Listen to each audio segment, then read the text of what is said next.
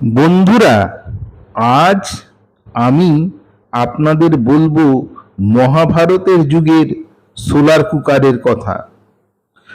আমরা বর্তমান যুগে সোলার কুকারের কথা জানি। আমরা জানি কিভাবে সূর্যের আলোতে পরিমাণ মতন চাল, ডাল ইত্যাদি সোলার কুকারের মধ্যে রেখে এবং আনুষঙ্গিক উপকরণ দিয়ে রাখলে রান্না সেখানে নিজে নিজেই হয়ে যায়, অর্থাৎ সূর্যের তাপেই সেখানে রান্না হয়ে যায়। কিন্তু আমরা অনেকেই হয়তো জানি না মহাভারতেও সোলার কুকারের উল্লেখ আছে। সেই সম্পর্কে বলতেই আমার এই ভিডিও। যারা মহাভারত পড়েছেন তারা ব্যাপারটি পরিষ্কার জানেন, কিন্তু অনেকেই হয়তো মহাভারত পড়েননি বা বিস্তারিত পড়েননি। তাদের জন্য আমি মহাভারত থেকে একটু নির্বাচিত পটভূমিকা বলে নিচ্ছি। কপট পাশা খেলাতে হেরে গিয়ে পাণ্ডবদের 12 বছর বনবাস ও 1 বছরের অজ্ঞাতবাসে যেতে হয়েছিল। পাণ্ডবরা যেদিন প্রথম বনবাসে চললেন সেদিন তারা হস্তিনাপুর থেকে বেরিয়ে উত্তরমুখে চললেন এবং রাত্রিবেলা গঙ্গার তীরে থেকে যাওয়ার মনস্থ করলেন। এই সময় দেখা গেল বহু প্রজা তাদের সঙ্গে চললেন। তারাও পাণ্ডবদের সঙ্গে থাকতে চাইলেন। যুধিষ্ঠির তাদের বারবার বোঝালেন, আপনারা ফিরে যান, বনের মধ্যে আপনাদের খাবার কষ্ট হবে এবং অনেক পশু আছে যারা আপনাদের ক্ষতি করবে। কিন্তু তারা ছিলেন নাছোড়বান্দা। প্রজারা বললেন, আমরা অনাচারী অজাচারী রাজার রাজ্যে আর থাকব না। আমরা আমাদের খাবার নিজেরাই সংগ্রহ করে নেব, আর পশুর ভয় আমরা পাই না। তবুও যুধিষ্ঠির তাদের বারবার বোঝালেন। তখন একটা বড় অংশের প্রজা ফিরে গেলেন, কিন্তু কিছু সাধারণ মানুষ এবং ব্রাহ্মণদের বড় অংশ কিছুতেই ফিরলেন না। তখন যুধিষ্ঠির কিছুটা উদ্বিগ্ন হলেন।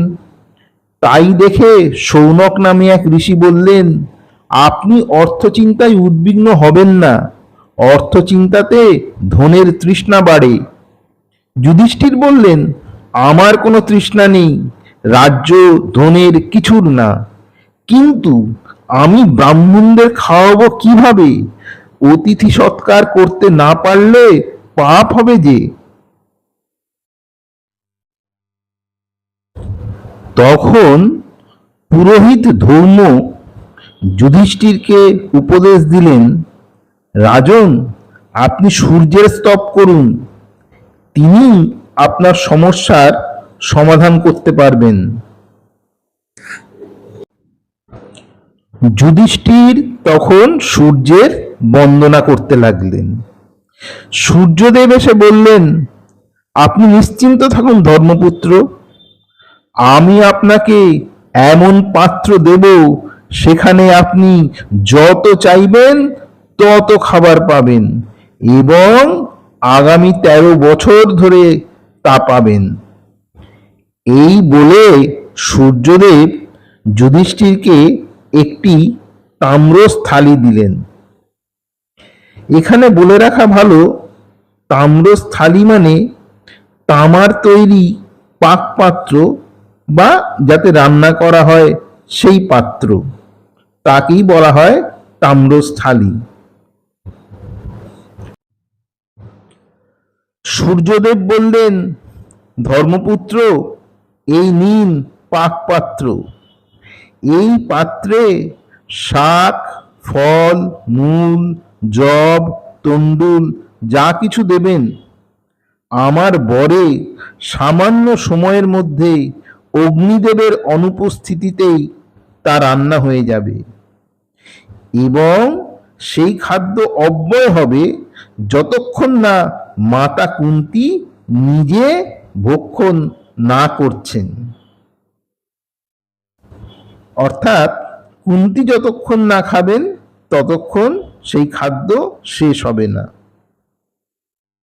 এই পাত্রের রান্না খেলে সকলের সন্তোষ হবে, সকল মানুষ সেই খাবার খেয়ে সন্তুষ্ট হবেন।